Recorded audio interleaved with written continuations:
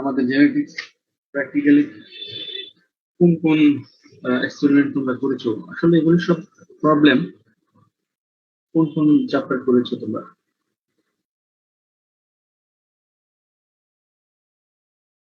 Hello, can you hear me?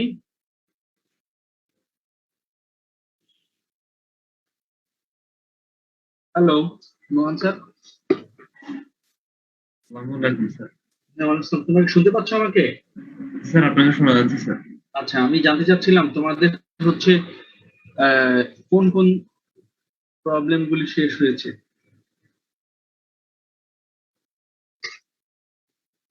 Genetics practically. Sir আমাদের প্রথমে introductory class নিয়েছিলেন Suman sir, তারপরে হচ্ছে মনোহাইব্রিড ক্রসটুকু করানো হয়েছে, তারপর আর কোনো ক্লাস হয়নি।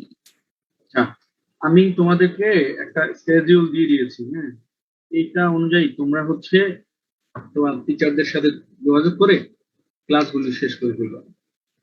হ্যাঁ, আমি সিআরদেরকে ইমেল দিয়ে দিয়েছি এবং ওইখানে টিচারদের ইমেল দিয়েছি। তোমরা হচ্ছে ওইখান থেকে ইমেলগুলি নিয়ে, আর আমাদের ওয়েবসাইট, ডিপার্টমেন্টের ওয়েবসাইটে সব টিচারদের ফোন নাম্বার আছে, সেখান থেকে তোমরা ইনফরমেশন কালেক্ট করে তাদের সাথে যোগাযোগ করে ক্লাসগুলি করবে। যেহেতু একটা শেষ হয়ে গেল অনলাইন পরীক্ষা, এখন ঈদের পরে হয়তো বা অন্যগুলিও সিদ্ধান্ত হবে, এই জন্য তোমরা প্রিপারেশন কমপ্লিট করে রাখো। ওকে, নেক্সট হচ্ছে, তাহলে আমরা আজকে যেই চ্যাপ্টারটা আলোচনা করব সেটা হচ্ছে প্রবলেমস অন ক্যালকুলেশন অফ জিন অ্যান্ড জেনোটাইপ ফ্রিকোয়েন্সি। জিন এবং জেনোটাইপ ফ্রিকোয়েন্সির কিছু প্রবলেম আছে যেগুলি আমরা এই জিনিসগুলি আমরা আলোচনা করবো আজকে। তার আগে কিছু বেসিক জিনিস তোমরা পড়েছো অলরেডি। তোমরা জিন পড়েছো, জেনোটাইপ পড়েছো, ফেনোটাইপ পড়েছো, ডিএনএ পড়েছো, এগুলি অলমোস্ট জানো। তারপর আমরা একটু আলোচনা করি। তোমাদের কাছ থেকে আমি শুনতে চাই ফার্স্ট হচ্ছে ডিএনএ কি?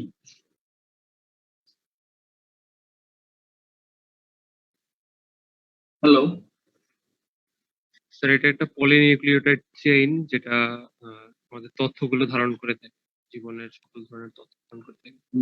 আচ্ছা। আর আরএনএ? স্যার, সিঙ্গেল স্ট্যান্ডার্ড একটা চেইন যেটা বিভিন্ন কাজই করে থাকে, যেমন এক এক ধরনের আরএনএ এক এক কাজ করে। তাই? আর স্যার আরএনএ হচ্ছে আরএনএ তে কোনো ইনফরমেশন থাকে না।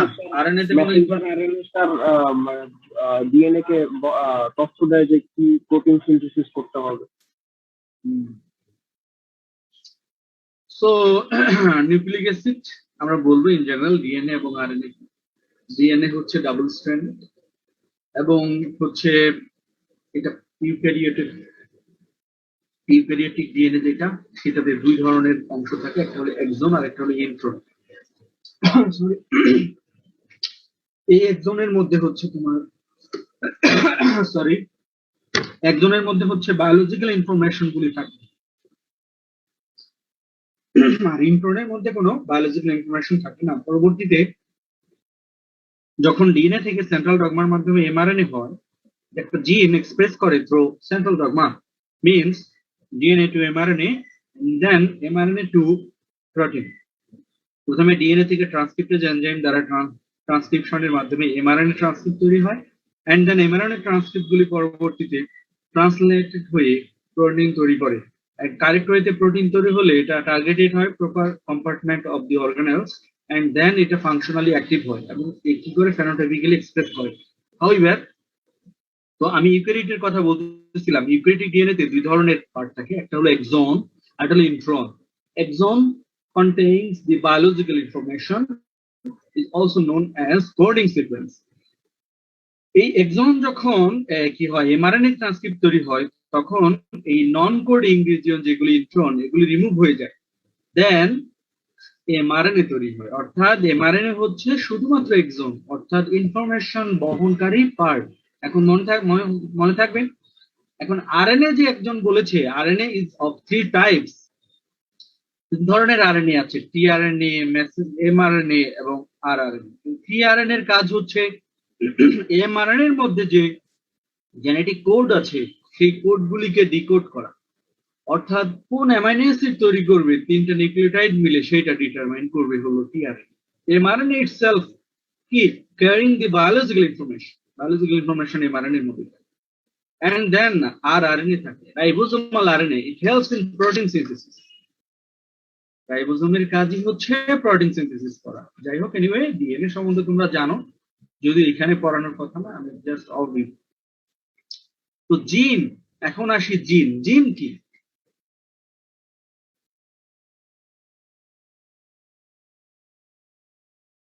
হ্যালো, ডিএনএ এর একটি অংশ যা একটা নির্দিষ্ট বৈশিষ্ট্য প্রকাশ করে। তাহলে জিন বড় না ডিএনএ বড়? ডিএনএ বড়। পারফেক্ট। আমাদের হচ্ছে যদি বলি the discrete segment of DNA, আর এটা কি করছে, বিভিন্ন অর্গানিজমের বিভিন্ন বৈশিষ্ট্য বহন করে নিয়ে যাচ্ছে। কিছু কিছু বৈশিষ্ট্য আছে যেগুলি ওয়ান পেয়ার জিন দ্বারা নিয়ন্ত্রিত, আবার কিছু কিছু বৈশিষ্ট্য আছে যেগুলি কি পলিজেনিক, অর্থাৎ মোর দেন ওয়ান টু পেয়ার জিন দ্বারা নিয়ন্ত্রিত। আবার কিছু কিছু অলিগোজেনিক, যেগুলো ওয়ান অর ফিউ, এক জোড়া কিংবা দুই জোড়া জিন দ্বারা নিয়ন্ত্রিত। যাই হোক, ওইদিকে যাচ্ছি না। যদি কি বলে কোয়ালিটেটিভ ট্রেড যেগুলি, এগুলি সাধারণত মনোজেনিক ও অলিগোজেনিক হয়। আর quantitative trait like yield of rice, এটা হচ্ছে আসলে পলিজেনিক ট্রেড। কারণ হচ্ছে অনেকগুলি বৈশিষ্ট্যের সমন্বিত রূপ হচ্ছে কি, যেমন একটা গাছের মধ্যে কয়টা ইফেক্টিভ টিলার হবে সেটার উপরও কিন্তু ধানের ফলন নির্ভর করে। যদি 5টা টিলার হয়, 5টা টিলারে অনেক ধান হবে, তাহলে ফলন বেড়ে যাবে। যদি হয় 4টা টিলার, 4টা টিলারে হচ্ছে কমে যাবে একটু 5টাতে। এরকম যদি নাম্বার অফ স্পাইকলেট কি হয় 100টা হয়, আরেকটাতে 150টা হয়, তাহলে 150টা যেটা সেটাতে ফলন বেড়ে যাবে। এই জন্য বলা হচ্ছে ইল্ড হচ্ছে কোয়ান্টিটেটিভ ট্রেড, এটা হচ্ছে পলিজেনিক ট্রেড। তাহলে তোমরা জিন বুঝলা, ডিএনএ তো জানোই। দেন হচ্ছে জেনোটাইপটা কি। আমি বেশি কথা বলবো না, অলরেডি এগুলি তোমরা শিখে আসছো। আমি একটু আলোচনা আজকে যেটা পড়াবো সেটার জন্য আর কি জিনিস কয়েকটা জানাতে পারি। জেনোটাইপ কাকে বলে?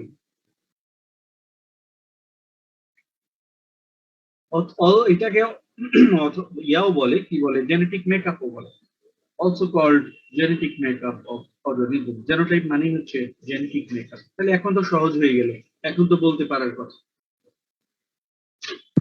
স্যার, একটা বৈশিষ্ট্য যে সকল জিন দ্বারা নিয়ন্ত্রিত হয় ওইটাকে বলতে ওই বৈশিষ্ট্যের জন্য জেনোটাইপ। হ্যাঁ হ্যাঁ, ওই বৈশিষ্ট্যের জন্য তুমি বলতে পারো, রাইট। কিন্তু একটা অর্গানিজমের কি হয়, যদি জেনোটাইপ বলি আমি, তাহলে কি বলবো, তার মধ্যে কি যে সমস্ত জিন আছে, হ্যাঁ, তাহলে পুরো জিনের যে কি বলবো অ্যারেঞ্জমেন্ট, অথবা ওই জিনের যে জেনেটিক মেকআপ অ্যারেঞ্জমেন্ট, সেটাই হচ্ছে জেনেটিক মেকআপ অর জেনোটাইপ। আর ফেনোটাইপটা কি, এই যে জেনেটিক মেকআপ বা জেনোটাইপ, এটা হচ্ছে কি external expression or external appearance. এই যে জিন এটা এক্সপ্রেস করে থ্রু সেন্ট্রাল ডগমা, সেটাকে বলা হয় জিন এক্সপ্রেশন। জিন এক্সপ্রেশন করে কি হয়, আলটিমেটলি একটা অর্গানিজমের ওই বৈশিষ্ট্যটা ভিজিবল হয়, সেটাকে বলা হয় ফেনোটাইপ। আচ্ছা, আজকে আমরা চলে যাই তাহলে আমাদের হচ্ছে আজকের আলোচনায়, তাছাড়া শেষ করতে পারবো না। সেটা হচ্ছে করবো আমরা, এটা আমরা আসলে করব হলো তোমার random matting population or open pollinated crops or cross pollinated crops এর ক্ষেত্রে এই কি বলে এই কি বলবো আমাদের জিন জেনোটাইপ ফ্রিকোয়েন্সিটা দরকার হবে। I mean for the population genetics, specially population genetics এর যে প্রবলেম গুলি আছে সেইগুলি হচ্ছে জিন জেনোটাইপ ফ্রিকোয়েন্সি দ্বারা ডিটারমাইন করা হয়। পপুলেশন জেনেটিক্সটা কি? Population genetics is the quantitative study of frequencies of alleles and genotypes in population. The population বলতে কি বলবো? Hello, any idea? Population? Sir, প্রশ্নটা আরেকবার একটু করেন। আমি বললাম একই population বলতে কি বুঝো? It is so simple. বলো, কে যেন বলতেছিলাম? কোন একটা ইকোসিস্টেমে স্যার বিভিন্ন স্পিসিস এর যে সংখ্যা এটা করতে। হ্যাঁ, পপুলেশন শুধুমাত্র তোমার হচ্ছে এই মানুষের ক্ষেত্রে বোঝা, মানে ইনসেক্টের পপুলেশন হইতে পারে, অ্যানিমেল পপুলেশন হইতে পারে। তাহলে পপুলেশন হচ্ছে একটা সুনির্দিষ্ট গোষ্ঠী বা গ্রুপকে বোঝাবে, এই জন্য যাদের মধ্যে কিছু ডিস্টিংক্ট ক্যারেক্টারিস্টিক্স থাকবে শুধুমাত্র ওই গ্রুপের মধ্যে। হ্যাঁ, ওই গ্রুপের কি বলবো স্পেসিস গুলির মধ্যে কমন থাকে বৈশিষ্ট্যটা, তখন আমরা তাকে পপুলেশন বলবো। ধরো কি বলবো, চায়নার যে পপুলেশন আর বাংলাদেশের যে পপুলেশন, তার মধ্যে কি ডিফারেন্স আছে না? ওরা দেখতে কেমন আর আমাদের মানুষগুলি দেখতে কেমন, এর মধ্যে একটা ডিস্টিংক্টনেস আছে না? ডিস্টিংক্টনেস আছে কি?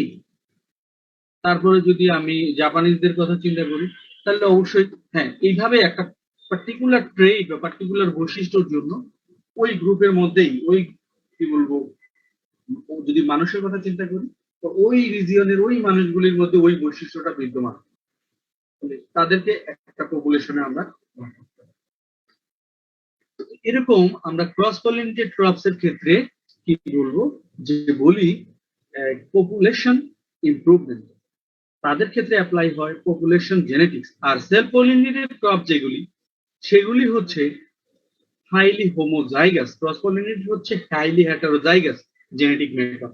তাহলে হাইলি হোমোজাইগাস যদি হয় সেলফ পলিনেটেড এর ক্ষেত্রে, এক্ষেত্রে কি হয়, এক্ষেত্রে ইন্ডিভিজুয়ালের ইমপ্রুভমেন্ট করা হয় ফ্রম সিঙ্গেল প্ল্যান্ট, একটা গাছ থেকে ইমপ্রুভমেন্ট শুরু হয় সিঙ্গেল প্ল্যান্ট থেকে, এই জন্য এটাকে বলা হয় পিওর ল্যান্ড। আর ক্রস পলিনেটেড এর ক্ষেত্রে কি করা হয়, ওপেন পলিনেটেড ভ্যারাইটি বলা হয়, কারণ হচ্ছে এখানে পলিনেশনের সুযোগ দেওয়া হয় ইন অল পসিবল ওয়েস, এই জন্য এটাকে বলা হয় প্যানমেক্টিক population, I mean random metric population. There is no restriction in pollination. So this forces for the cross pollination. তো পপুলেশন জেনেটিক্স আসলে কি ডিল করছে? পপুলেশন জেনেটিক ডিলস উইথ জিন পুল। জিন পুল মানে হচ্ছে sum total of genes present in an in a species. একটা species এর মধ্যে যতগুলি ফর্ম, এখানে জিন বলা হচ্ছে, যতগুলি ফর্ম প্রেজেন্ট, অর্থাৎ wild, cultivated, local, land races, সবগুলিকে মিলে বলা হচ্ছে জিন পুল বা জেনেটিক মেকআপ। তাহলে আরো সহজ ভাবে যদি বলি, একটা ফসলের যত জাত আছে, অপ্রচলিত জাত, তারপর হচ্ছে ল্যান্ড রেস, লোকাল কাল্টিভার্স, তারপর হচ্ছে উচ্চ ফলনশীল জাত, এই সমস্ত বা ওয়াইল্ড রিলেটিভস, ফসলেরও কিন্তু আত্মীয় স্বজন আছে। মানুষের যেমন আত্মীয় স্বজন আছে, তেমনি ফসলের আত্মীয় স্বজন আছে, যেগুলোকে বলা হয় wild relatives of the crops. তার মানে ওই ফসলটার কাছাকাছি, সেই ওয়াইল্ড কিন্তু ওই যে কাল্টিভেটেড স্পেসিস তার কাছাকাছি। তো এই সমস্ত জিনিসগুলি মিলে একটা ক্রপের জন্য বলবো যে তার জিন পুল বা জার্ম প্লাজম, যেটাই বলো না কেন একই সময়, সেটা ডিল করে পপুলেশন জিন frequency in population and aspects related to population structure, population dynamics, polymorphism and homeostasis. এই বিষয়গুলি হচ্ছে আলোচনা করে population genetics.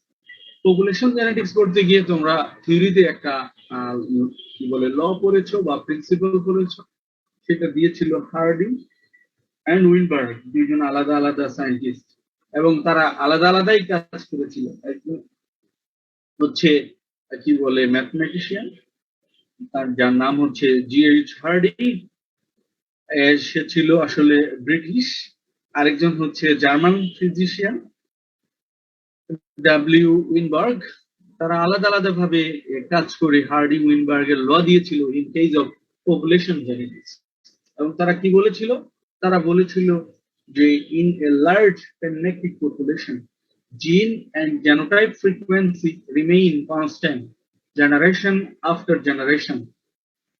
In absence of selection, mutation, migration, genetic drift, or meiotic drive.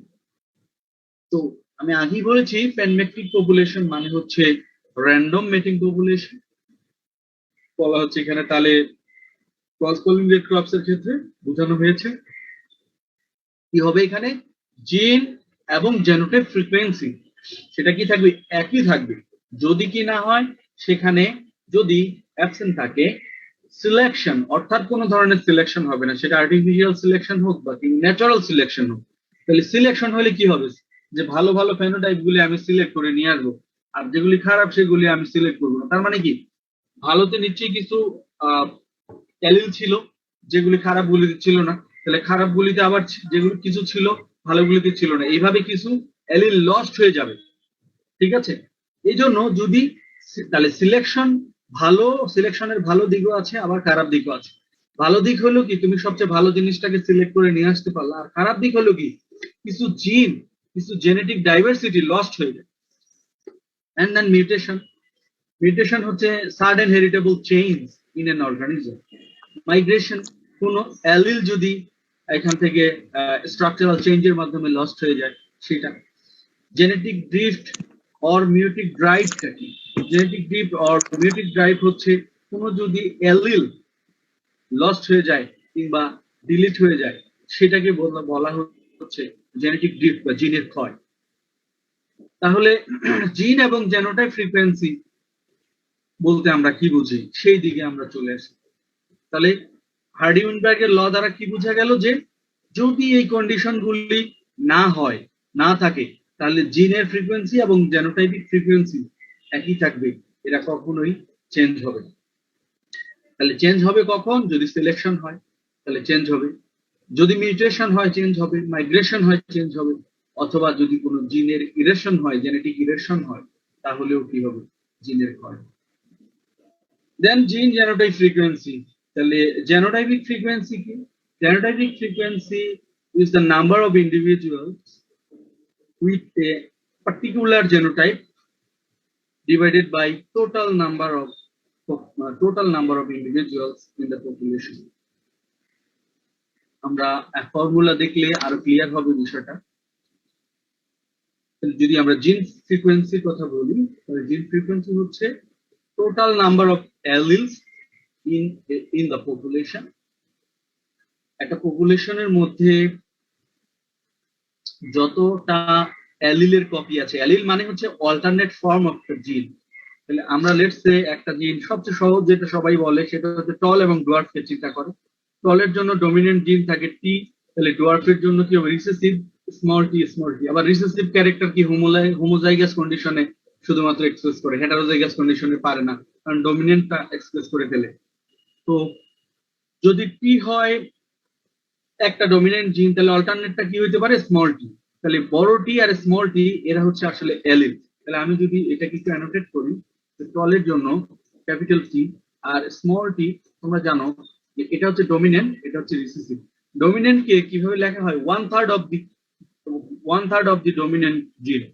যে লেটার দিয়ে আমি ডমিনেন্ট জিনটাকে লিখবো তার 1/3 হবে কি বলে স্মল লেটার দিয়ে 1/3, এবং স্মল লেটার সেটা এক্সপ্রেস করা হয় রিসেসিভ জিন। তাহলে হেটারোজাইগাস কন্ডিশনে যে জিনটা নিজেকে এক্সপ্রেস করতে পারে সেটাকে ডমিনেন্ট জিন অথবা ডমিনেন্ট অ্যালিল বলা হয়। আর যে নিজেকে এক্সপ্রেস করতে পারে না হেটারোজাইগাস কন্ডিশনে, এটা হেটারোজাইগাস, দুইটা যদি একই থাকতো তাহলে হোমোজাইগাস হতো। তাহলে যে নিজেকে হেটারোজাইগাস কন্ডিশনে এক্সপ্রেস করতে পারে না সেটা হচ্ছে কি রিসেসিভ অ্যালিল। তাহলে বলা হচ্ছে total number of copies of that allele or gene in the population. আর আরেকটা কি, এটাকে ডিভাইড করতে হবে কি দ্বারা, total number of copies of alleles of the gene in that population. তাহলে এইখানে আমরা চিন্তা করি, দেখো এটা যদি একটা ক্রোমোজোম হয়, লেটস সে সেন্ট্রোমিয়ার, এখানে যদি একটা জিন থাকে, তাহলে যে জায়গায় জিনটা থাকে এর নাম কি, please respond me. Locus. Locus থাকে, তাই না? তাহলে একটা ক্রোমোজোমের কয়টা কপি থাকে একটা ডিপ্লয়েড অর্গানিজমে, কয়টা থাকে? হ্যাঁ, দুইটা থাকে। তাহলে এই যে বিষয়টা হলো এটা, যে এই লোক আছে, কি আছে, একটা বড় টি একটা স্মল টি আছে, অথবা দুইটাই বড় টি থাকতে পারতো না? পারতো কিনা? হ্যালো, জি, হোমোজাইগাস। হ্যাঁ, তারপর আবার দুইটাই ছোট টি থাকতে পারতো। এখানে সেটাই বলা হচ্ছে total number of copies of that allele. এখানে বড় টিটা একটা অ্যালিল, ছোট টিটা একটা অ্যালিল। তাহলে বড় টির যদি আমি জিন ফ্রিকোয়েন্সি বের করতে চাই, তাহলে বড় টি কয়টা আছে ওই পার্টিকুলার লোক আছে, এবং total number of copies of the allele of the gene in that population. তাহলে হচ্ছে এটা হচ্ছে এই অ্যালিল আর এই অ্যালিলস, এই জিনের কতটা কপি আছে এই দুইটা মিলে, সেটার যে কি বলবো রেশিও, সেটাকে বলা হচ্ছে জিন ফ্রিকোয়েন্সি। অনুরূপভাবে জেনোটাইপিক ফ্রিকোয়েন্সি কি হবে, তাহলে পার্টিকুলার জেনোটাইপটা ওই পপুলেশনের মধ্যে কত আছে, আর ওই পপুলেশনের কি হবে টোটাল নাম্বার অফ পপুলেশন, ওই পপুলেশনটার মধ্যে কতগুলি ইন্ডিভিজুয়াল আছে সেটা দ্বারা যদি আমরা ভাগ করে দেই, তাহলে আমরা পেয়ে যাব হচ্ছে জেনোটাইপিক ফ্রিকোয়েন্সি। এখন আমরা এই ধরনের কিছু প্রবলেম করব। স্যার বুঝিনি, আর একটু বুঝিয়ে দিবেন প্লিজ। স্যার হ্যাঁ, বুঝি না এটা স্যার, জিন ফ্রিকোয়েন্সিটা স্যার। স্যার এই আচ্ছা। সূত্রের ডেফিনেশন লটা বুঝিনি, ফর্মুলাটা। আচ্ছা, আমি আবার বলতেছি কি total number of copies of the allele of that allele, এখানে বা of allele বলো, আমরা that বোঝাচ্ছি না, আমরা বলি যে of allele in the population।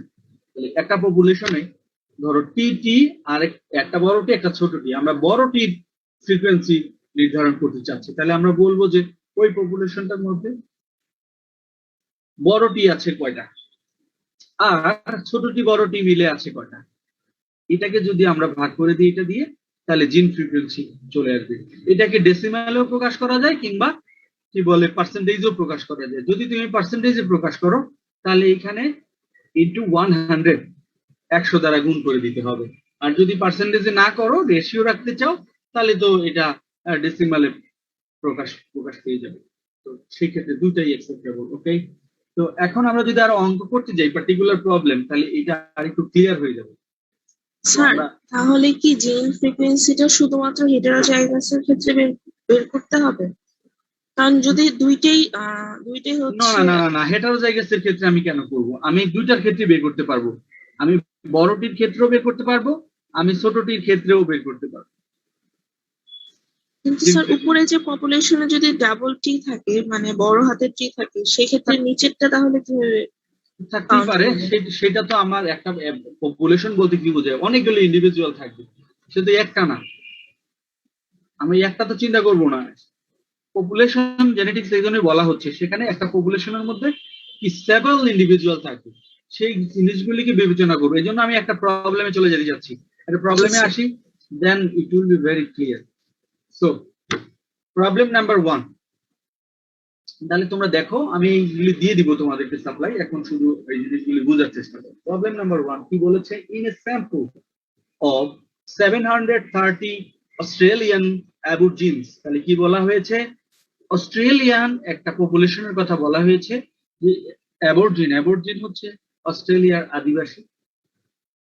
এটার একটা গল্পও আছে, সেটা হচ্ছে যে তোমরা জানো অস্ট্রেলিয়া কিভাবে তৈরি হয়েছে, এটা কি জানো তোমরা? আসলে অস্ট্রেলিয়ান কলম্বাস না, কলম্বাস আমেরিকা। কি বলে অস্ট্রেলিয়াটা কিভাবে হইলো, অস্ট্রেলিয়া নিউজিল্যান্ড এগুলি আসলে এই ইংল্যান্ডে যারা দুষ্ট ছিল, ওয়েলস নামে একটা রিজিয়ন আছে, এখানে কি বলে এই দুষ্ট লোক ছিল বেশি, মানে মারামারি, হ্যাঁ, চুরি ডাকাতি এগুলি করতো বেশি। পরে কি করলো, কি বলে ইংল্যান্ডের গভর্নমেন্ট তারা সিদ্ধান্ত নিল যে ওকে, এই দুষ্টদেরকে আমরা কি করব, নির্বাসনে পাঠিয়ে দিব। তখন ইংল্যান্ড থেকে তাদেরকে জাহাজে করে নিয়ে সেই অস্ট্রেলিয়া, তখন দ্বীপ অঞ্চল ছিল, ওইখানে নিয়ে রেখে আসলো, নির্বাসনে পাঠিয়ে দিল, যাতে তারা আর ফিরে আসতে না পারে। অনেক দূরে রেখে আসছে ওয়েলস থেকে। তো আস্তে আস্তে তারা ওইখানে গিয়ে এতটাই দুষ্ট প্রকৃতির ছিল যে অ্যাবরজিন যারা ছিল, অস্ট্রেলিয়ার যারা আদিবাসী, তারা ওই রিজিয়নে ছিল, এবং এদের অত্যাচারে তখন এদেরকে একবারে মানে কেটে মেরে হত্যা করে অনেক মেরে ফেলছে। এখন তারা ভয়ে জঙ্গলে চলে গেছে, গিয়ে বসবাস শুরু করছে। আর এই যে ব্রিটিশ দুষ্ট গুলি, এরা যায় হচ্ছে পরে অস্ট্রেলিয়া বানাই ফেলছে, দখল করে ফেলছে।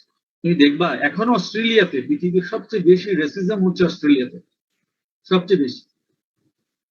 ইন্ডিয়ার সাউথ ইন্ডিয়ান কিছু রিজিয়ন আছে, স্পেশালি তামিলনাড়ু, ওই অঞ্চলের হচ্ছে লোকগুলি একটু ডার্ক স্কিন। ওরা অস্ট্রেলিয়াতে প্রচুর ওরা যাইতো অস্ট্রেলিয়াতে পড়াশোনা করতে, হায়ার স্টাডিজ এর জন্য। তোমরা জানো ইন্ডিয়াতে কয়েকটা স্টেট আছে যারা হচ্ছে জ্ঞান বিজ্ঞানে ভালো, সেটা হচ্ছে তার মধ্যে সাউথ ইন্ডিয়া অনেক region, Tamil Nadu specially rank first, এবং ওয়েস্ট বেঙ্গলও আছে compare to other state of India. তো ওরা হচ্ছে যখন অস্ট্রেলিয়াতে গেল, তো তখন এই ডার্ক স্কিন দেখলে ওরা খুব ইয়ে করে, কি বলে তোমার নানান ভাবে ইনসাল্ট করে। অনেক সময় দেখা যায় যে কোক বিয়ারের বোতল ঢেলে ছুড়ে মারে, গাড়ি দিয়ে যাচ্ছে ছুড়ে মারলো, আবার অনেক মেরেই ফেলছে, অনেক তামিলনাড়ুর স্টুডেন্টকে তারা মেরেই ফেলছে। এই জন্য তামিলনাড়ুরা আর কিন্তু অস্ট্রেলিয়াতে যাইতে চায় না, ডিউ টু রেসিজম। সারা ওয়ার্ল্ডে সবচেয়ে বেশি রেসিজম আছে হলো অস্ট্রেলিয়া। এরা হচ্ছে এই অস্ট্রেলিয়ান আদিবাসী যারা অ্যাবরজিনদেরকে আসলে মেরে ফেলছে। যাক, আমি ওইদিকে যাচ্ছি না, আমি অ্যাবরজিনের কথা বলার জন্য আসছিলাম। অ্যাবরজিনরা হচ্ছে অস্ট্রেলিয়ার আদিবাসী, আর যারা অস্ট্রেলিয়ার এখন কি বলে, এরা হচ্ছে ইংল্যান্ড থেকে গিয়েছে, আসলে গিয়ে তারা অস্ট্রেলিয়া বানায়। এনিওয়ে, তো অ্যাবরজিনের 730টা মানুষের একটা ডেটা এখানে আছে, বলা হয়েছে the number, no না, এখানে একটা ডট হবে, the number of various blood group types were found to be as follows. এখানে বলেছে যে 730 জন অ্যাবরজিনের মধ্যে বিভিন্ন ধরনের ব্লাড গ্রুপ টাইপ পাওয়া গেছে, যাদেরকে ডিনোট করেছে জেনোটাইপ MN, ক্যাপিটাল MN, এটা হোমোজাইগাস ডমিনেন্ট। এখানে ডিনোট করা হয়েছে হেটারোজাইগাস ডমিনেন্ট, হেটারোজাইগাস। এখানে আসলে জেনোটাইপ বলছে, জিনের দেয়া হয় না, এখানে আলাদা আলাদা এলিল বোঝানো হয়েছে। দুটো একই এলিল, আমরা হোমোজাইগাস বলবো। MN দুইটা হচ্ছে হেটারোজাইগাস এলিল, আর এখানেও হচ্ছে হোমোজাইগাস এলিল NN, যাদেরকে বলা হচ্ছে এই তিনটা জেনোটাইপ আসলে MM, MN, NN। তো এখন বলা হয়েছে যে এবং MM পাওয়া গেছে হচ্ছে 22টার মধ্যে, এবং MN হেটারোজাইগাস কন্ডিশনে পাওয়া গেছে 220টার মধ্যে, এবং NN পাওয়া গেছে 488টার মধ্যে। 488 জন অ্যাবরজিনের মধ্যে NN জেনেটিক পাওয়া গেছে। এই ডেটা থেকে বলা হয়েছে ফাইন্ড আউট দি জিন অ্যান্ড জেনোটাইপ ফ্রিকোয়েন্সি। তাহলে জিন অ্যান্ড জেনোটাইপ ফ্রিকোয়েন্সি তাহলে এখন তোমাদের কাছে ক্লিয়ার হবে। তাহলে এই অ্যাবরজিনের পপুলেশনটাতে ইন্ডিভিজুয়ালের সংখ্যা কত? হ্যালো, 730। হ্যাঁ 730, 730। তাহলে এখন যদি আমি বলি, তাহলে তুমি হচ্ছে জিন ফ্রিকোয়েন্সি বের করো, জেনোটাইপ ফ্রিকোয়েন্সি বের করো ফর MM। তাহলে আমি কি করব? তাহলে আমি বের করব number of individual for particular genotype. তাহলে MM জেনোটাইপের ইন্ডিভিজুয়াল আছে কতজন? 22 জন। তাহলে 22 ডিভাইডেড বাই কত হবে? 730। এটাই হচ্ছে MM জেনোটাইপের ফ্রিকোয়েন্সি। কারণ কি, এই টোটাল নাম্বার অফ ইন্ডিভিজুয়াল এই পপুলেশনে কত হবে? এই 730, 22, 220, 488, এটা যোগ করলে হবে 730। তাহলে MN যদি বলি জেনোটাইপ ফ্রিকোয়েন্সি, তাহলে কি হবে? 220 ডিভাইডেড বাই 730। যদি পার্সেন্টেজ এক্সপ্রেস করো তাহলে ইনটু 100 তোমাকে দিতে হবে, তাহলে পার্সেন্টেজ হয়ে যাবে। তাহলে আমরা যদি এখন এই অঙ্কটা করতে যাই, তাহলে দেখো এটা, এই অঙ্কগুলি আসলে খুবই ইজি। তাহলে আমি যদি total number of individual in the population বের করতে চাই, তাহলে কি করব? এখান থেকে পার্টিকুলার জেনোটাইপের ইন্ডিভিজুয়াল গুলি যোগ করব, 22, 220, 488। আমি সেটাই করেছি এখানে। তোমরা কি দেখতে পাচ্ছ? দেখা যাচ্ছে স্লাইডগুলি? জি স্যার। Okay fine. তাহলে কি হয়েছে এখানে, যে আমি টোটাল নাম্বার অফ ইন্ডিভিজুয়াল বের করে ফেললাম ইন দ্যাট পপুলেশন, এটা হলো 730। তাহলে জেনোটাইপ ফ্রিকোয়েন্সি ফার্স্ট বের করব। তাহলে ফ্রিকোয়েন্সি অফ কি এম এন হয়েছে, এটা আসলে এখানে হবে হচ্ছে frequency of M M genotype, এখানে হবে হচ্ছে N N frequency of M M genotype, তাহলে কি হবে number of respective individual divided by total population. Okay, total number of individual in the population একই কথা। তাহলে হচ্ছে এম এম এর জন্য ছিল কত, এখানে দেখো 22, সো 22 ডিভাইডেড বাই 730 ইনটু 100, তাহলে মাত্র 3.01% হচ্ছে কি এম এম জেনোটাইপ। তাহলে ফ্রিকোয়েন্সি অফ এম এন কত, এম এন হচ্ছে 220, তাহলে এখানে হবে 220 ডিভাইডেড বাই 730 ইনটু 100, তাহলে এটা হবে 30.14%। and then আরেকটা হচ্ছে কি frequency of N N genotype, তাহলে এন এন জেনোটাইপের কি হচ্ছে 488 বাই 730 ইনটু 100, তাহলে 66.85। তাহলে আমরা পেয়ে গেলাম কি জেনোটাইপ ফ্রিকোয়েন্সি পেয়ে গেলাম। এখন জিন ফ্রিকোয়েন্সি আমাদেরকে বের করতে হবে। তাহলে জিন ফ্রিকোয়েন্সি বা এলিল ফ্রিকোয়েন্সি কি হবে, তাহলে এলিল ফ্রিকোয়েন্সি হবে, কয়টা এলিল আছে এখানে দেখো, একটা এম আর এটা হচ্ছে কি এন, দুইটা এলিল আছে এখানে বা দুইটা জিন আছে এখানে।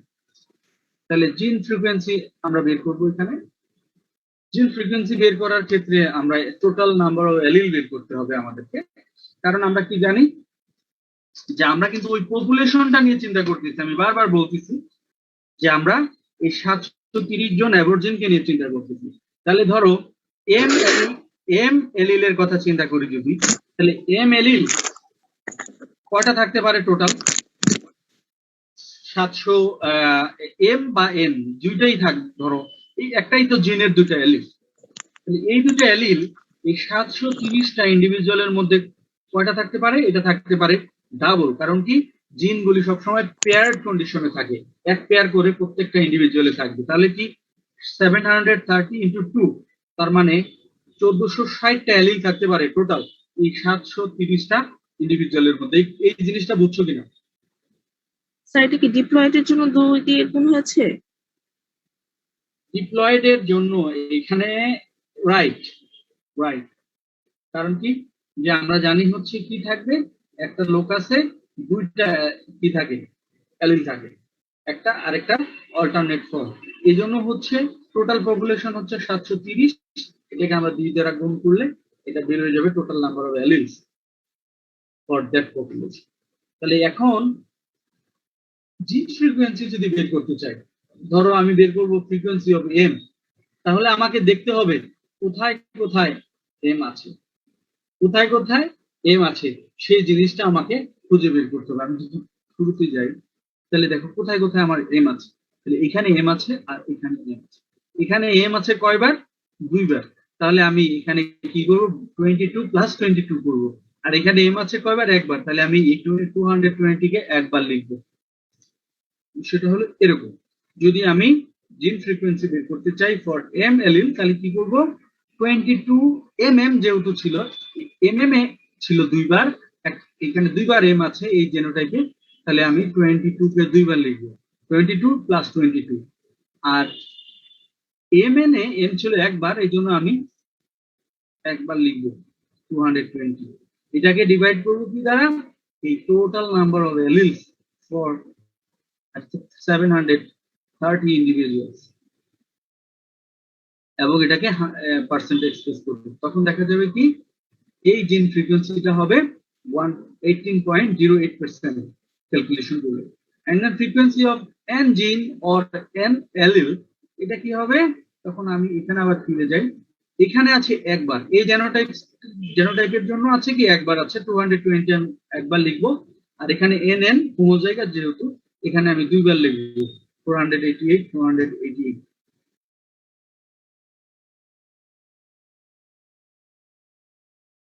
তাহলে আমরা এখানে কি বলে 2 বার লিখেছি 488, এটাকে টোটাল নাম্বার অফ এলিল দ্বারা ভাগ করে দেওয়া হয়েছে, দেন পার্সেন্টেজ এক্সপ্রেস করা হয়েছে।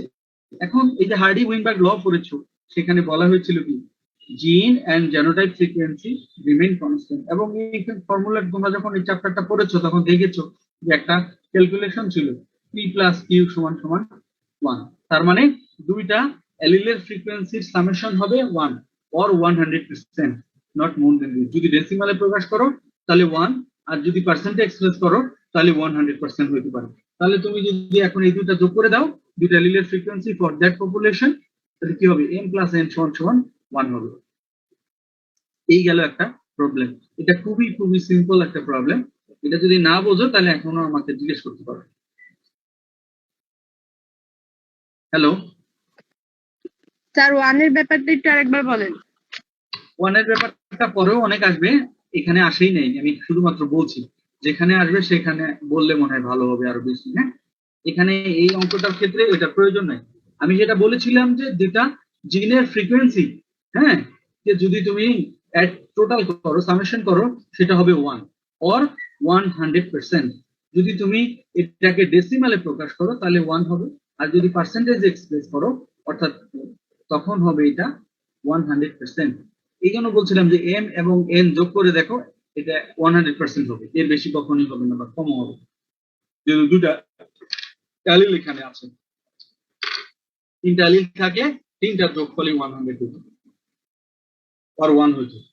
এই হলো এই প্রবলেমটা। এটার মতো হুবহু আরেকটা প্রবলেম আছে হলো এখানে, সেই এটা হচ্ছে তোমরা নিজেরা করবা, এটা আর আমি করবো না, একেবারে একই রকম, ঠিক আছে? তো স্যার এটা একটা আমি, কোশ্চেন ছিল। হ্যাঁ হ্যাঁ বলতে পারো। স্যার এখানে যে আমরা টোটাল পপুলেশনে যে আমরা total number of copies of alleles বের করছি, তো এখানে তো প্রত্যেকটা পার্সনের জন্য আলাদা আলাদা করে করতে হবে। না, যে করতে হবে না, কারণ প্রত্যেকটা পার্সনের ওই লোকাসে একটা জিন যদি আমি বলি, এই জিনের তো একটাই লোকাস থাকবে, কারণ জিন যেখানে থাকে সেটাকে লোকাস বলে। ক্রোমোজোমের যে পার্টিকুলার জায়গায় জিন থাকে সেটাকে বলা হয় লোকাস। তাহলে ধরো একটা মানুষকে আমি বললাম এটা হলো হিউম্যান এ, হিউম্যান বি, হিউম্যান সি। এতে কি দুইটা থাকবে সর্বোচ্চ, আবার হিউম্যান বি তেও দুইটা থাকবে সর্বোচ্চ। কিন্তু এখন কথা হলো হিউম্যান এ তে ছোটটি আছে না বড়টি আছে, দুইটাই হোমোজাইগাস না হেটারোজাইগাস, এটা তুমি বলতে পারো। হিউম্যান বি তে লেটস সে হিউম্যান এ তে দুইটাই বড়টি আছে, হোমোজাইগাস। হিউম্যান হিউম্যান কি বলবো, বি তে গিয়ে একটা বড়টি একটা ছোটটি, হেটারোজাইগাস। হিউম্যান সি তে দুইটাই হচ্ছে ছোটটি ছোটটি, সামথিং লাইক দিস। তুমি কি বুঝতে পেরেছো আমি কি বলতে চেয়েছি? জি স্যার, এটা স্যার কোন টেস্টের মাধ্যমে আমরা বের করতে পারবো? কোন টেস্টের মাধ্যমে? জি স্যার। যে হোমোজাইগাস আছে না হেটারোজাইগাস, জি জি স্যার। এটা হচ্ছে, এটা হলো, এটা বলা হয়, এটা প্ল্যান্টের ক্ষেত্রে করা হয়, নট অ্যানিমালস, হিউম্যান। এটা হচ্ছে টেস্ট প্রসেস, ঠিক আছে? জি স্যার। এটা হিউম্যানের ক্ষেত্রে ইজ ইম্পসিবল, অলমোস্ট ইম্পসিবল। হ্যাঁ, এটা প্ল্যান্টের ক্ষেত্রে ইজ ভেরি পসিবল। প্ল্যান্টের ক্ষেত্রে ক্রস করলে হচ্ছে এটা কোনো বিধি নিষেধ নাই, ঠিক আছে? এই জন্য ইউ ক্যান, কিন্তু মানুষের ক্ষেত্রে এটা এটা করা যাবে না। এটা নানান ধর্মীয় জিনিস আছে, নানান ঝামেলা আছে, so you can not, is strictly prohibited. যাই হোক, এখন হচ্ছে আমরা প্রবলেম নাম্বার 2 যেটা বলেছি, এটা হচ্ছে লাইক প্রবলেম নাম্বার 1। এই জন্য আমি এটার আলোচনা করছি না, তোমরা এটা করবা, বাসায় প্র্যাকটিস করবা। প্রবলেম নাম্বার 3, এটা দেখো তোমরা কি বলেছে, যে পি প্ল্যান্ট একটা মটর গাছ, টল, ক্যাপিটাল সি, এটা ডমিনেন্ট ইজ বলাই আছে এখানে, ডমিনেন্ট ওভার ডুয়ার। যেমন ওই যে তোমরা মনে হয় বিক্রস করতে গিয়ে আর্গুমেন্ট করেছো না, আর্গুমেন্ট দেয়া ছিল অঙ্কের শুরুতেই যে টল ইজ ডমিনেন্ট ওভার ডুয়ার, হ্যাঁ, বা হচ্ছে white is dominant over red, is dominant over white, is something like this. So এখানে বলা হয়েছে এটা আর্গুমেন্টের মধ্যে যে টল is tall in P is dominant over dwarf small t. In F2 generation of a cross, একটা ক্রসের F2 generation গিয়ে দেখা গেল 130 tall and 70 dwarf plants are produced. Calculate gene and genotype frequency. এখন genotype frequency তো এবং জিন frequency তো আমরা এর আগে বের করেছি। তো এখন এখানে করতে গেলে অঙ্কটা, ধরো আমরা যদি টল বলি, এই টল যদি বলি তাহলে টলের ক্ষেত্রে কি আসতে পারে, আমি যদি একটু অ্যানোটেট করি এটাকে, এই যে টল, আর হচ্ছে ডুয়াল। তোমরা মনে হয় বিডে বলে পড়েছো, অনেক লিখেছো আর্গুমেন্ট লিখতে, যে কি recessive characters always appear in কি হোমোজাইগাস কন্ডিশন, হেটারোজাইগাসে রিসেসিভ আসতেই পারে না। তার মানে কি আমরা এখানে জানলাম দুটাই হচ্ছে small t, right or not? Hello, yes sir. Okay. তাহলে এখানে টলের ক্ষেত্রে কি হইতে পারে? দুইটা ডমিনেন্ট দুটোই থাকতে পারে। Capital T capital T.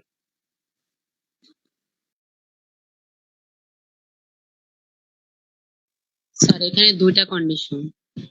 আর হেটারোজাইগাস হলেও তো হতে পারে।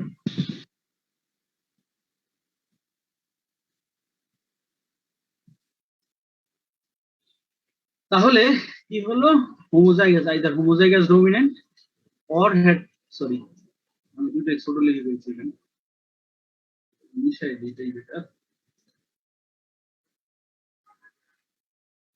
অর হতে পারে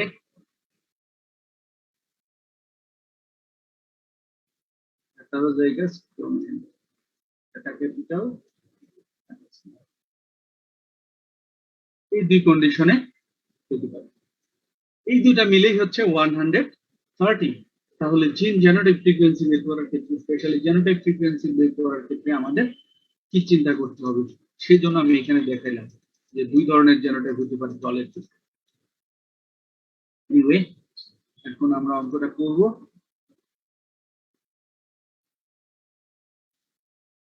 তো শুরুতেই হচ্ছে অঙ্কটা করার ক্ষেত্রে আমরা ফেনোটাইপ, জেনোটাইপ এবং ইন্ডিভিজুয়ালকে একটু সাজায় নিব। তো টলের ক্ষেত্রে কি হইতে পারে, জেনোটাইপ ক্যাপিটাল হোমোজাইগাস ডমিনেন্ট অথবা হেটারোজাইগাস ডমিনেন্ট। এখানে ইন্ডিভিজুয়াল আছে 130।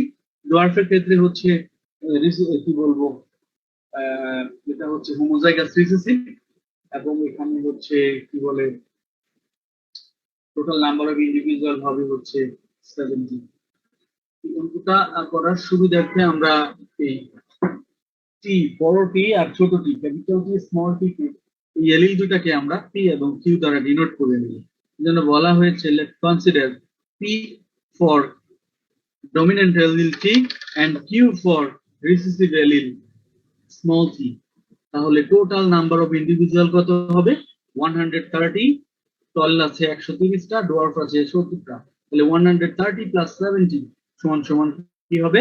200। তার মানে এই পপুলেশনটাতে, এই মটর গাছের এই পপুলেশনটাতে, মটরের এখানে আছে টোটাল 200টা প্ল্যান্ট। তাহলে এখন আমরা কি জানি, যদি আমরা ডোয়ার্ফ বের করতে চাই, সবসময় দেখবা রিসেসিভ ক্যারেক্টার থেকে প্রবলেম গুলি করা হয়। তোমরা মনে হয় বিট ক্রসেও দেখেছো যে রিসেসিভ ক্যারেক্টার থেকে কি করা হয়, ওই অঙ্কগুলি করা হয়েছে, সবগুলি পূরণ করা হয়েছে। কারণ কি, রিসেসিভটা তো নোন, স্পেশালি রিসেসিভ অফস্প্রিং থেকে অঙ্কগুলি নিচের দিক থেকে করে করে প্যারেন্টকে মেলানো হয়। তোমরা দেখবা, অলরেডি তোমরা করেছো মনে হয়। তো এই জন্য আমরা রিসেসিভটা বের করবো আগে। তাহলে কি বলবো, দ্য ফ্রিকোয়েন্সি অফ কি স্মল টি জেনোটাইপ, যেটা হচ্ছে ডুয়াল। তাহলে এটার ফ্রিকোয়েন্সি বের করতে গেলে কি লাগবে? নাম্বার অফ রেসপেক্টিভ ইন্ডিভিজুয়াল আর হচ্ছে total individual in the population, total number of individual in the population. এই জন্য ডাইরেক্টলি লেখা হয়েছে টোটাল পপুলেশন। তো এখানে এই টিটি জেনোটাইপের জন্য, স্মল টিটি জেনোটাইপের জন্য ইন্ডিভিজুয়াল ছিল 70। তাহলে এখানে 70 কে ভাগ করা হয়েছে total number of individual in the population equal to 200, 200 দ্বারা ভাগ করা হয়েছে। আর টিটি কে আমরা কি ধরেছিলাম, এখানে কিউ ধরেছিলাম স্মল টি। তাহলে এখানে টিটি আছে যেহেতু দুইটা, তাহলে কিউ ইন্টু কিউ, তার মানে কিউ স্কোয়ার। তাহলে কিউ স্কোয়ার একটা ভ্যালু আমরা পেয়েছি, 70 কে 200 দ্বারা ভাগ করলে 0.35। স্কোয়ার রুট করলে আমরা কিউ পেয়ে যাব 0.59 হয়েছে কিউ এর ভ্যালু। এখন আসো যে আমাকে যে হার্ডি উইনবার্গ এর কথা বলেছিলাম, আমি এর আগে বলেছিলাম যে হার্ডি উইনবার্গ এর ল অনুযায়ী একটা ইন্ডিভিজুয়ালের যে দুটা হচ্ছে কি থাকবে, অ্যালিল থাকবে, এই দুটা অ্যালিলের কি টোটাল হবে হচ্ছে 1, যদি এটা ডেসিমালে বলি। আর যদি এটা আমি পার্সেন্টেজে বলি তাহলে 100% হবে। তাহলে এই অঙ্কের ক্ষেত্রে কি হবে, পি প্লাস কিউ সমান সমান 1 হবে। এটাই এক্সপ্লেইন করে হার্ডি অ্যান্ড উইনবার্গ। তো ওইটাই বলা হয়েছে according to Hardy and Weinberg law of equilibrium, কি কি বলছে পি প্লাস কিউ সমান সমান 1। তাহলে পি আমরা কিউ এর মান আমরা জানি, তাহলে সেখানে যদি আমরা পি এর মান বের করতে চাই তাহলে সহজে বের করা যাবে 1 মাইনাস কিউ। তাহলে পি এর মান আমরা পেয়ে যাব এখানে 2.41। তাহলে আলটিমেটলি কিন্তু তুমি জিন ফ্রিকোয়েন্সি পেয়ে গেছো। জিন ফ্রিকোয়েন্সি পেয়ে গেছো। জিন ফ্রিকোয়েন্সি কি? জিন ফ্রিকোয়েন্সি হচ্ছে তোমার একটা হলো কিউ ছোটটি আর পি হলো বড়টি। আমাদের এখন কি বের করতে হবে? জেনোটাইপ ফ্রিকোয়েন্সি বের করতে হবে। তাহলে জেনোটাইপ ফ্রিকোয়েন্সি আমরা বের করি কিভাবে? তাহলে frequency of T genotype. Sir এটা এভাবে রেখে দিলে হবে না, সাথে 100 মানে 100 গুণ করা লাগবে ওটা পার্সেন্টেজের জন্য, নাকি পার্সেন্টেজ ছাড়া দিলেও চলবে? পার্সেন্টেজ ছাড়া দিলেও চলবে, পার্সেন্টেজ দিলেও হবে, পার্সেন্টেজ ছাড়া দিলেও হবে, নো প্রবলেম। আমি তো বলেছি দুইটাই অ্যাকসেপ্টেবল। হ্যালো, আমার কথা বুঝতে পেরেছো তোমরা? জি স্যার। তুমি যদি ডেসিমালে প্রকাশ করো তাও ওকে, নো প্রবলেম, কারণ এটা হচ্ছে কি রেশিও। আর তুমি যদি পার্সেন্টেজ এক্সপ্রেস করতে চাও is okay. Then frequency of capital T homozygous dominant genotype. তাহলে কি হবে? এই পি মানে হচ্ছে পি, তাহলে দুইটা পি, পি সমান সমান পি স্কয়ার। তাহলে পি এর যে ভ্যালু আছে সেটা বসা দাও এখানে, তাহলে তুমি এই জেনোটাইপের ফ্রিকোয়েন্সি পেয়ে যাবে। তাহলে 0.17 হলো হোমোজাইগাস ডমিনেন্ট। তাহলে ফ্রিকোয়েন্সি অফ টিটি জেনোটাইপ কি হবে? এখন হলো পর হার্ডিয়ান উইনবার্গ ল অনুযায়ী যদি হেটারোজাইগাস কন্ডিশন হয় তাহলে সেটা হবে 2pq। হেটারোজাইগাস কন্ডিশনে জেনোটাইপটা হবে 2pq, এটা মনে রাখতে হবে অ্যাজ পার হার্ডিয়ান উইনবার্গ ল। ঠিক আছে? এই জন্য শুধুমাত্র পি আর কিউ লিখলে হবে না, এর সাথে 2 একটা কি মাল্টিপ্লাই করে দিতে হবে, 2pq, এটা ওই ল অনুযায়ী। তাহলে 2 পি এর মান বসাই দিব এখানে 0.17, কিউ এর মান আমরা বসাই দিলাম 0.25, যেটা আমরা এখানে ডিটারমাইন করেছি। দেন হচ্ছে আরেকটা কি থাকে? স্মল টি জেনোটাইপ এর ফ্রিকোয়েন্সি। তাহলে কিউ স্কয়ার আমরা এখানে পেয়েছি, কিউ স্কয়ার সমান সমান 0.35। এই যে এখানে প্রথমেই আমরা এই জেনোটাইপের ফ্রিকোয়েন্সিটা বের করেছিলাম। তাহলে এখন আমরা লিখব জিন ফ্রিকোয়েন্সি ফর টি, আগে যেটা ডিটারমাইন করেছি, and result is very easy. এখন দেখো এটাতে যদি কোনো প্রবলেম থাকে তোমাদের বুঝতে আমাকে বলো, আমি আবার এক্সপ্লেইন করি।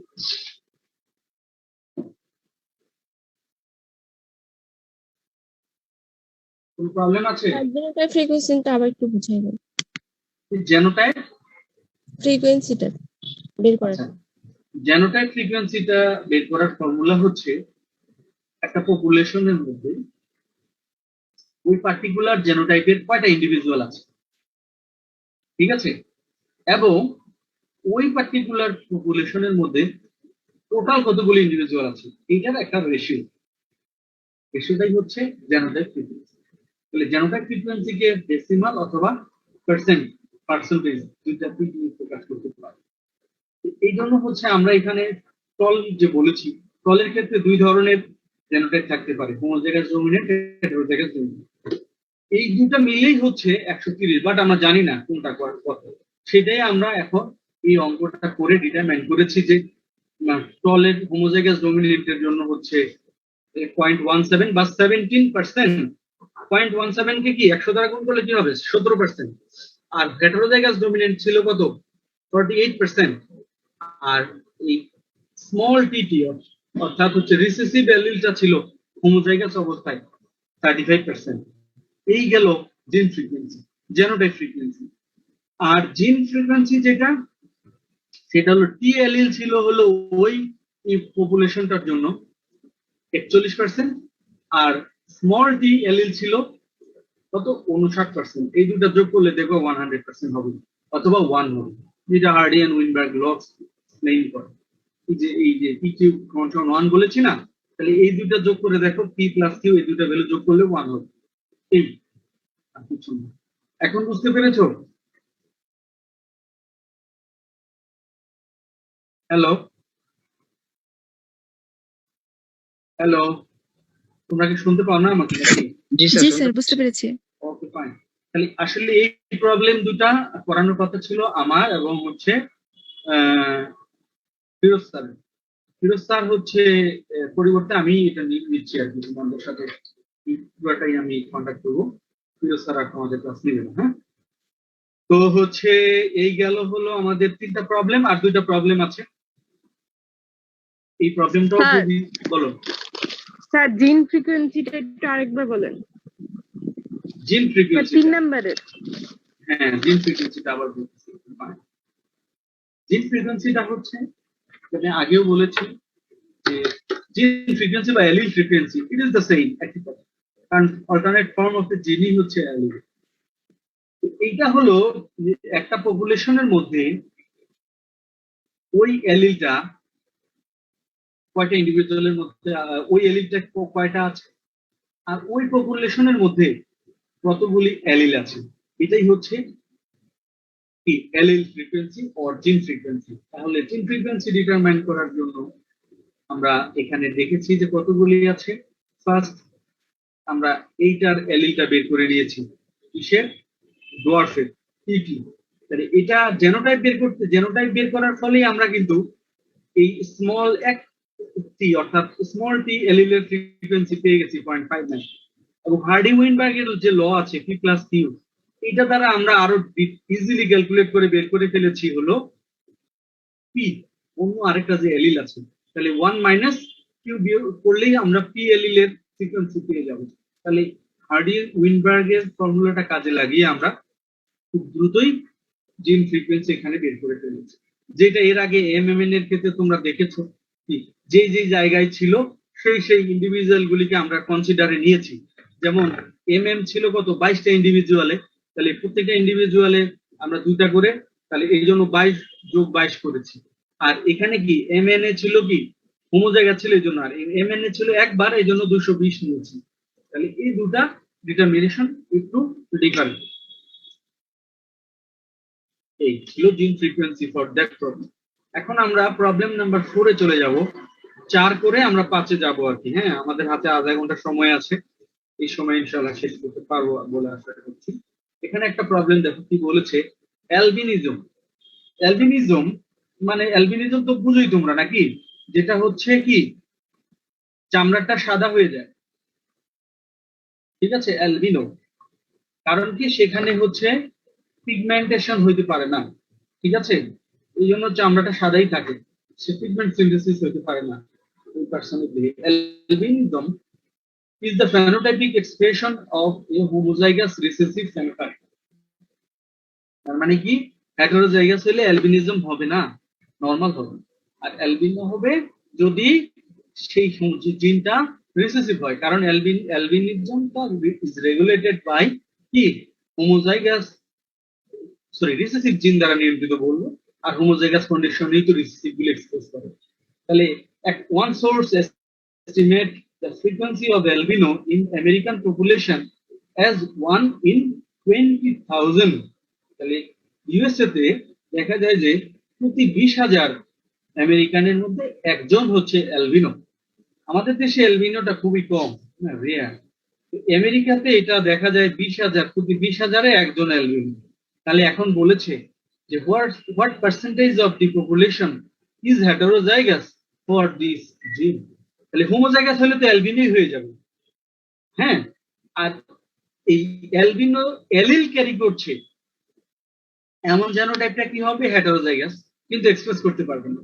এর জন্য বলেছে যে what percentage of the population is heterozygous for this জিন, এইটা তোমাদেরকে বের করতে বলা হয়েছে। তাহলে আমি আবারও বলছি, এখানে কি বলেছে যে একটা ক্লু দিয়েছে তোমাদেরকে যে অ্যালবিনিজমটা হচ্ছে কি is the phenotypic expression of homozygous recessive phenotype. The recessive character গুলি তো হোমোজাইগাস অবস্থায় আসে, তাহলে এটা দ্বারা আমি বুঝলাম যে অ্যালবিনোটা আসলে কি রিসেসিভ ক্যারেক্টার। আবার আরেকটা কি বলে আমরা ক্লু পেলাম, সেটা হলো কি যে প্রতি 20,000-এ একজন হচ্ছে অ্যালবিনো হবে। তাহলে আমরা খুব ইজিলি অঙ্কটা এখন করতে পারবো, কারণ আমরা যদি পি ধরে নেই হচ্ছে নরমালের জন্য ডমিনেন্ট অ্যালিল, তাহলে রিসেসিভ অ্যালিল হবে কিউ। সেটাই আমরা করেছি যে পি বলেছি হচ্ছে অ্যালবিনোর জন্য যে ডমিনেন্ট অ্যালিল সেটা পি, এবং কিউ হচ্ছে রিসেসিভ অ্যালিল এর জন্য আমরা ধরে নিয়েছি। তাহলে আমরা যদি অঙ্কটা ফিরে যাই তাহলে বলেছে কি একজন হচ্ছে 20,000। তাহলে অ্যালবিনিজমটা যদি আমরা চিন্তা করি তাহলে রিসেসিভ ক্যারেক্টার, তাহলে কি হবে কিউ কিউ, সেই জিনিসটাই এখানে দেয়া হয়েছে। অ্যালবিনিজমের জেনোটাইপ ফ্রিকোয়েন্সি বের করতে চাই তাহলে কিউ কিউ হবে, কিউ কিউ সমান সমান কি হবে, একজন ইন্ডিভিজুয়াল দেখা যায় অ্যালবিনিজমটা কতজনের মধ্যে 20,000 জনের মধ্যে, তাহলে কি হবে 1 ডিভাইডেড বাই 20,000, এটা হলো কিউ স্কয়ার। তাহলে কিউ স্কয়ার সমান সমান কি যেটা বের হবে 1 কে 20,000 দ্বারা ভাগ করলে সেটা, এটাকে যদি রুট করে দেই তাহলে কিউ অর্থাৎ রিসেসিভ অ্যালিলটা বের হয়ে আসবে, রিসেসিভ অ্যালিল। তাহলে কি হবে 0.007 সামথিং লাইক দিস, তোমরা যদি রুট করো এটাকে ভাগ করে রুট করলে এই ভ্যালুটা আসবে। দেন হার্ডি উইনবার্গের ল অনুযায়ী আমরা কি জানি যে দুইটা অ্যালিলের যোগফল হবে 1। তাহলে একটা অ্যালিল ডমিনেন্টটাকে আমরা ধরে নিয়েছি পি, তাহলে পি প্লাস কিউ সমান সমান 1, তাহলে পি সমান সমান 1 মাইনাস কিউ, তাহলে পি এর ভ্যালু পাবো আমরা 0.99। তাহলে এখন আমরা দুইটা অ্যালিল পেয়ে গেছি পি এবং কিউ। এর আগে অঙ্ক করার ক্ষেত্রে আমি বলেছি যে এই হেটারোজাইগাস কন্ডিশনে যখন হবে হেটারোজাইগাস, তখন হার্ডি উইনবার্গ ল এক্সপ্লেইন করতেছে যে কি 2 ইনটু একটা অ্যালিল ইনটু আরেকটা অ্যালিল, তার মানে হচ্ছে 2pq। তাহলে সেই জিনিসটাই আমরা এখানে কাজে লাগাবো। আমরা এই অঙ্কটা খুবই ইজি, খালি বুঝতে হবে যেহেতু অ্যালবিনিজমটা হচ্ছে রিসেসিভ ক্যারেক্টার, তাহলে রিসেসিভ সমান সমান হবে কিউ কিউ, এর ফ্রিকোয়েন্সি আমরা প্রথমে বের করে ফেললাম কিউ এর value, and then Hardy Weinberg লকে কাজে লাগিয়ে আমরা ডমিনেন্ট অ্যালিলটা বের করেছি। তাহলে যদি এখন বলি frequency of heterozygote in albinism, তাহলে কি হবে সেটা হবে 2 into P Q, 2 into P এর ভ্যালু 0.99, কিউ এর ভ্যালু হচ্ছে 0.0071।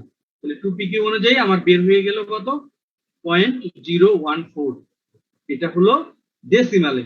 এখন তারা কিন্তু বলে দিয়েছে হোয়াট পার্সেন্টেজ, বলেছে what percentage of the population is heterozygous for this জিন।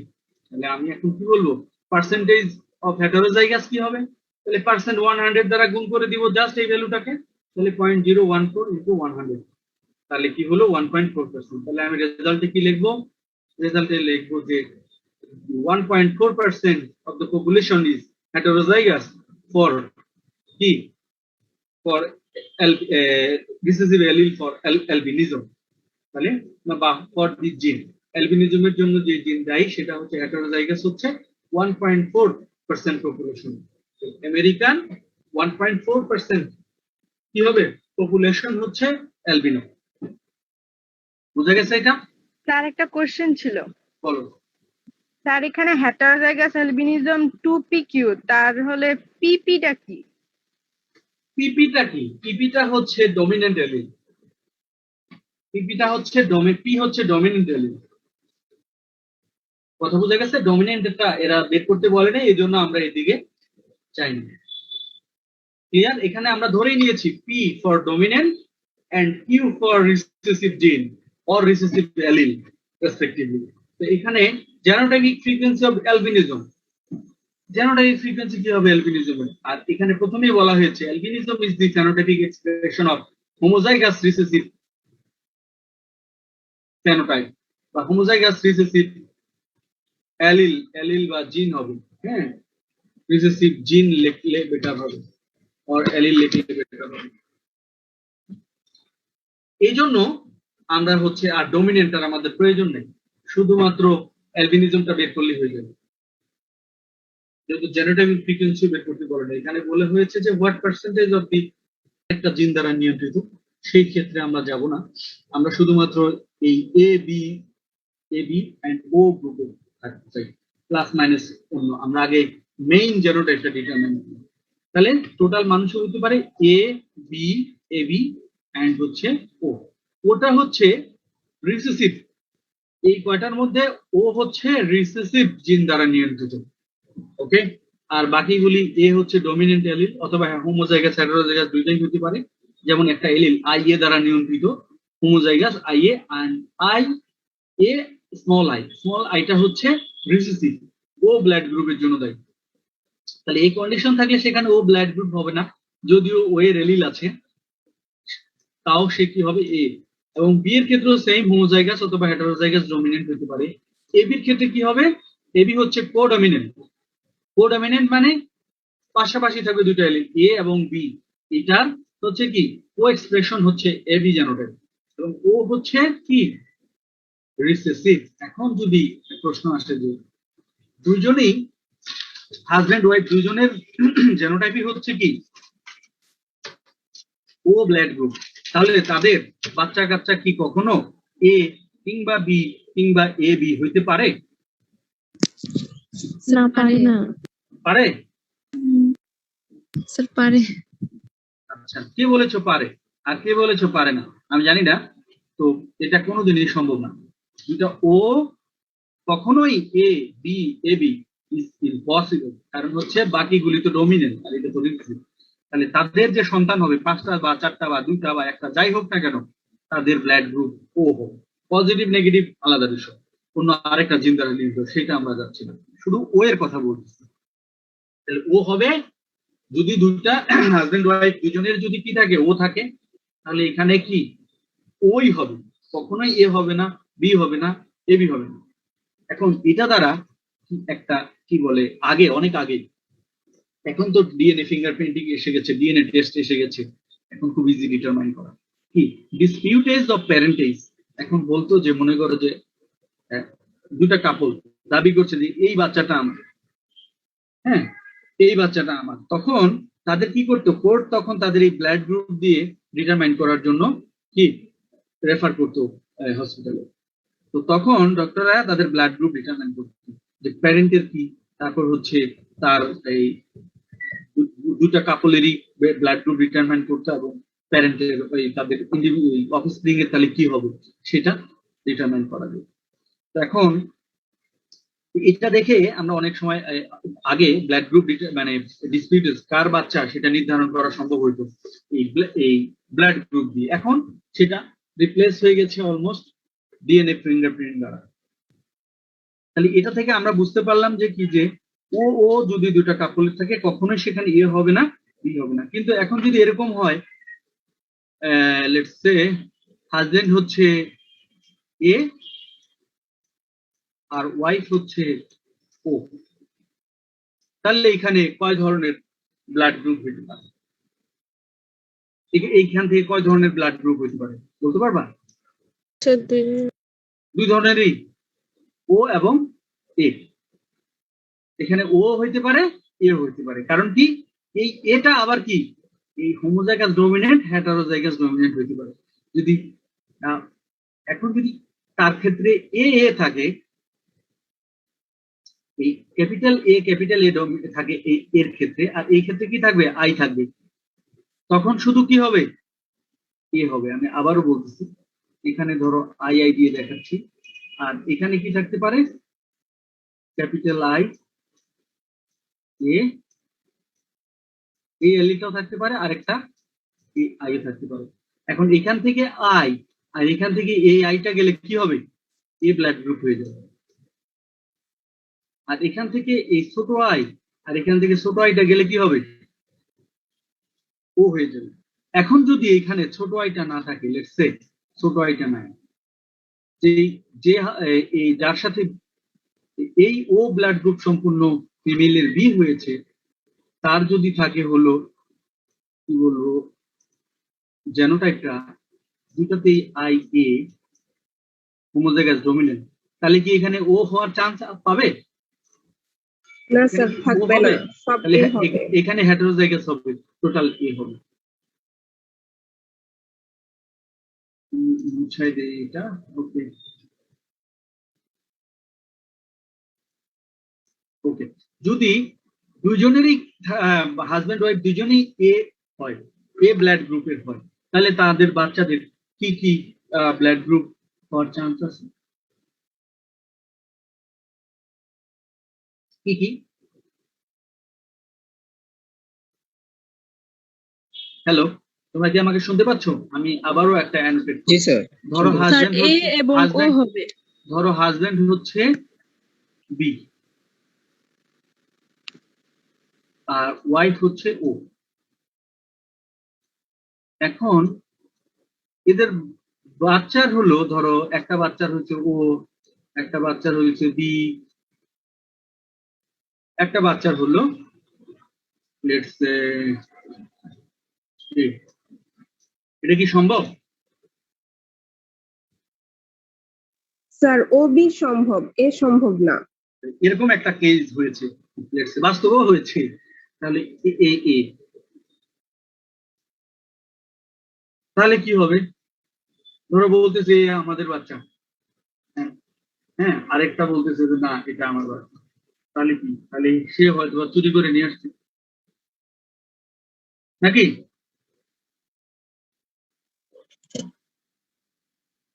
হ্যালো, জি স্যার। কারণ এইটাতে কোনোভাবেই সম্ভব না, আইদার চুরি করেছে অথবা অন্য কিছু, সো কখনোই সম্ভব না। তো পূর্বে কি করেছে, ব্ল্যাক গ্রুপ গুলি দিয়েও অনেক সময় এই বাবা মায়ের সন্তান কিনা সেটা নির্ধারণ করা হয়েছে। তাহলে তোমরা আশা করি বুঝতে পেরেছো। ভাইয়া যদি তোমাদেরকে জিজ্ঞেস করে তোমরা এগুলি এক্সপ্লেন করতে পারবে। এখন আমরা অঙ্ক করতে চলে যাই। তাহলে কাজে কাজে আমরা অঙ্ক করতে গেলে কি করব? Total sir number. Sir A B আর ও এর ক্ষেত্রে কি বিটা হতে পারে বা type? Good good good, nice question. আমি এটা স্কিপ করে চলে গেছিলাম, তুমি মনে করেছো, ওকে ফাইন। তাহলে এবির ক্ষেত্রে যদি আমি বলি, তাহলে এবির ক্ষেত্রে দুই ধরনের হইতে পারে, তাই না? এ এবং বি। আচ্ছা, আমরা একটু অ্যানোটেট করেই দেখাই, তুমি যেহেতু এক্সপ্লেইন বললা। একটা ধরো ওয়াইফ হচ্ছে ও, হাজবেন্ড হচ্ছে এ বি, এখানে হচ্ছে আই এ, এখানে কি হচ্ছে আই এ, এটা হচ্ছে জিন বা এলিল যাই বলো, আই ডি। এই কন্ডিশনে হচ্ছে এবি হবে, আর এই কন্ডিশনে হচ্ছে ও হবে। এখন যখন গ্যামেট হবে, মায়ের কাছ থেকে যখন গ্যামেট আসবে একটা, তখন এক ধরনের গ্যামেট হবে, কারণ দুইটা জিন দুইটা অ্যালিলি এক হলে একটা গ্যামেট হয়, আই, স্মল আই। আর এখানে বাবার ক্ষেত্রে মিওসিসের মাধ্যমে দুইটা গ্যামেট তৈরি হবে। তোমরা লেভেল 2 তে পড়ে এসেছো, মিওসিসের মাধ্যমে গ্যামেট হবে। গ্যামেট গুলিকে এরকম রাউন্ড চিহ্ন দ্বারা প্রকাশ করা হয়। তাহলে এখানে একটা, আবার দুই ধরনের আলাদা আলাদা আছে, তাহলে এখানে গ্যামেট হবে দুই ধরনের, আইডি। এখন যখন ক্রস হবে, যদি একটা সন্তানের এরকম হয়, তাহলে স্মল আই বড় আই, তাহলে এখানে কি হবে? ব্লাড গ্রুপ হবে কি এ। আর এখানে কি হবে?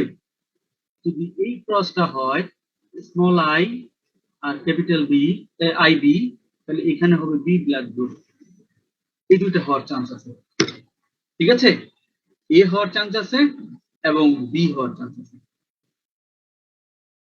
এখানে ও হওয়ার চান্স নাই। কি বুঝতে পারছো আমার কথা? Hello sir. স্যার তার মানে এখানে ব্লাড গ্রুপ এ আর বি হবে, এ বি আর ও হবে না? না, ও হবে না। কেন হবে না সেটা তো বুঝতে পারতেছো নাকি?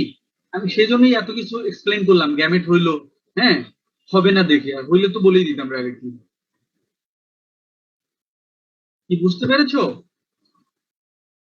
জি sir. Okay fine.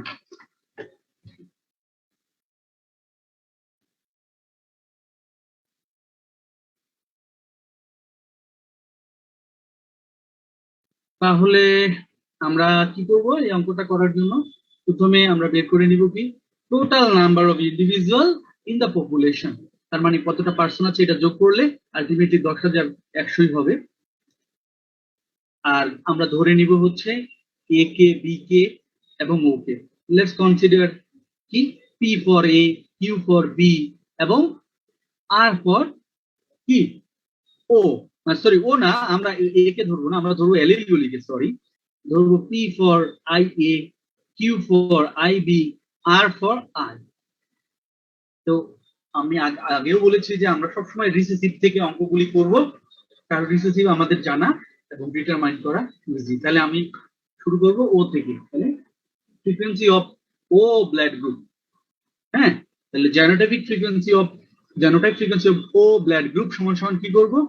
400 divided by 10,100, অর্থাৎ ওই জেনোটাইপের ইন্ডিভিজুয়াল সংখ্যা কে total number of individual in that population দিয়ে ভাগ করে দিব।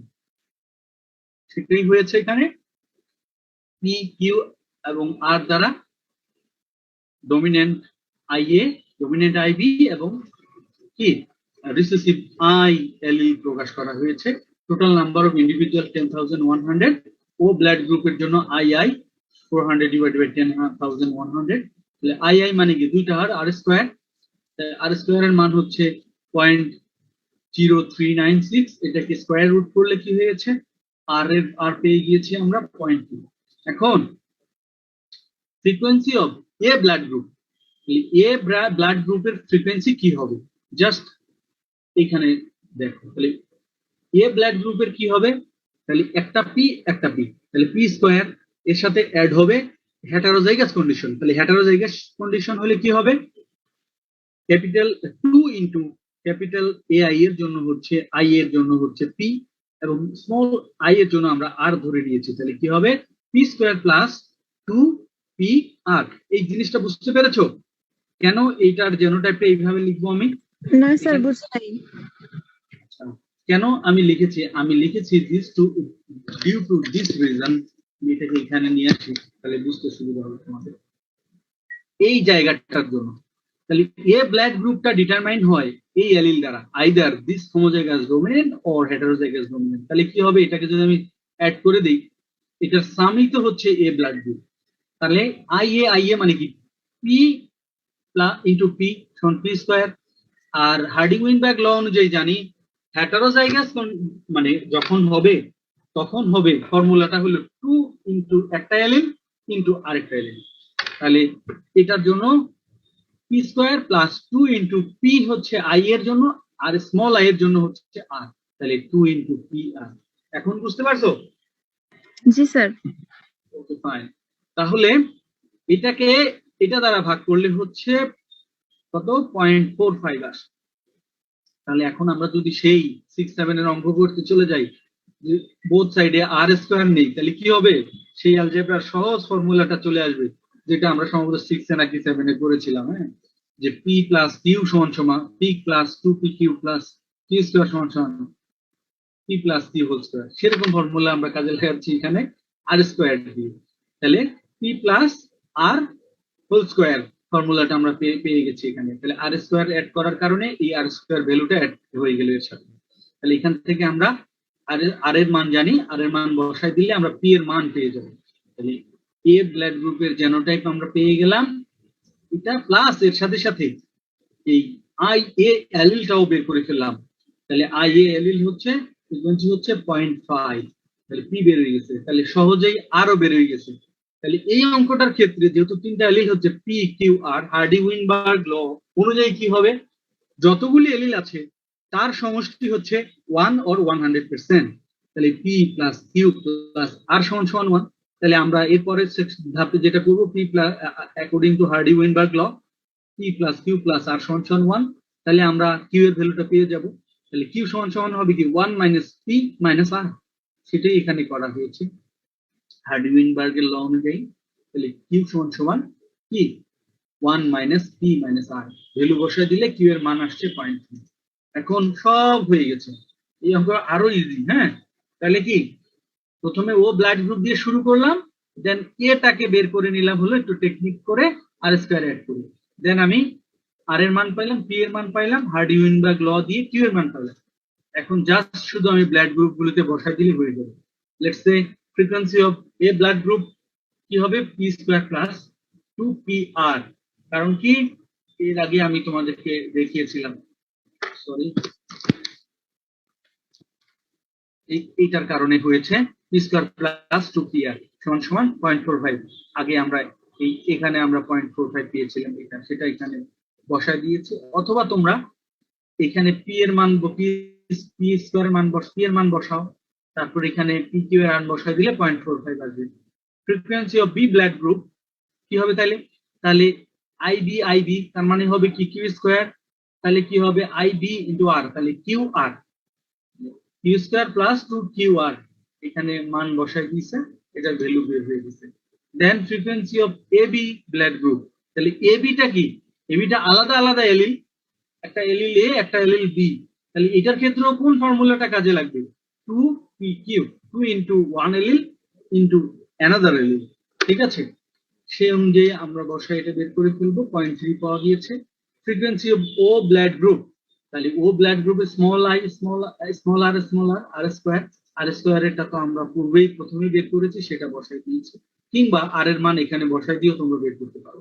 তাহলে আমরা 4 ধরনের ব্লাড গ্রুপের কি আমরা ফ্রিকোয়েন্সি বের করেছি। এখন আমরা জিন ফ্রিকোয়েন্সি বের করবো।